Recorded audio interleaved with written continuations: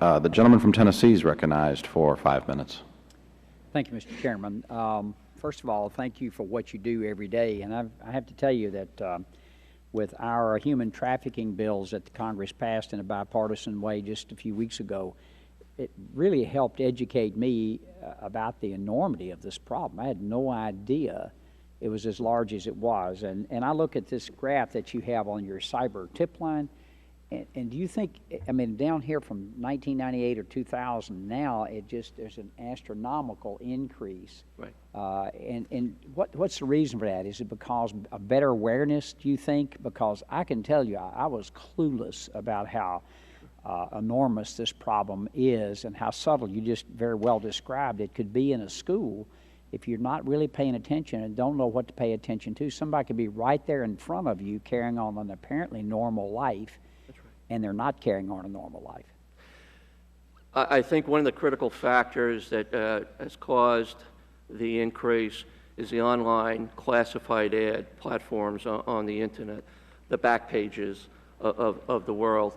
This has provided a relatively inexpensive business model for pimps and predators to advertise their clients, minors, for sex. And for a modest investment, they are trafficking these children around the country, usually under the radar of local law enforcement because they're moving them from community to community, state to state. And these are children from all walks of life. The majority of them start off as endangered runaways, but some of them come from stable households. They're applying for jobs that they think may be modeling or something in the entertainment business. Then they're lured by these predators and taken then across the country. So it's in everybody's backyard. If people are not aware of it, they're not looking for it. What's the way to, I didn't even know what Backpage was 3 months ago or 4 months Sure. ago.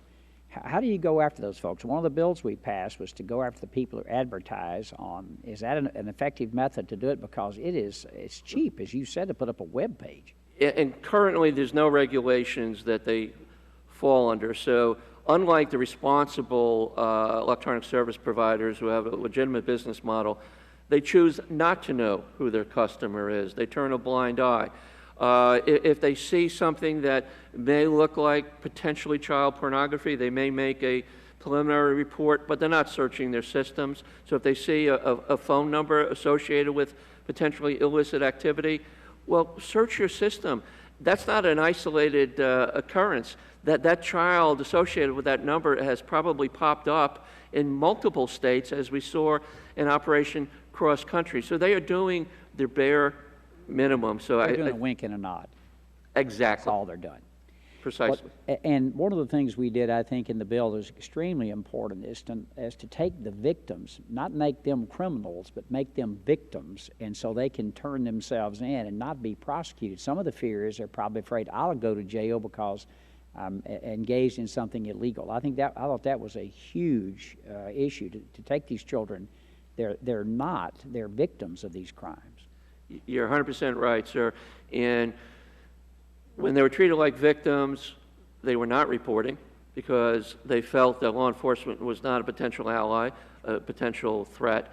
And the gap still exists, though, when these minors are recovered, for instance, in Operation Cross Country. Where do they go? Where are they placed? Because they're not in the criminal justice system now, which is good, but there's no hold over them. We don't want them going back to the same environment because the rate of recidivism is very high.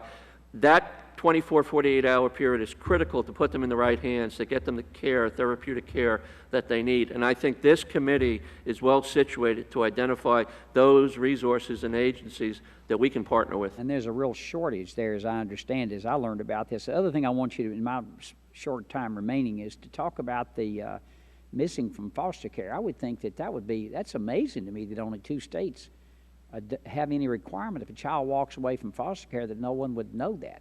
What can we do, or what should states do Sure. to alleviate that? Presently, there is legislation in front of this Congress with bipartisan support that would require social service agencies, those foster care facilities, to report every instance of a child going missing to law enforcement and then on to the National Center. We know the two states that currently do that, Florida and Illinois, we received over 4,000 reports over the last year.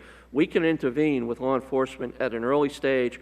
We can find out, because they frequently run away. It's not an isolated situation.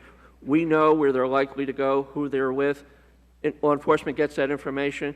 They can intercept them before they're exploited. So a mandatory uniform program of reporting will be immeasurably an improvement. Thank you for what you do. You're making a difference in this country. I yield back. Thank you, sir. Gentlemen.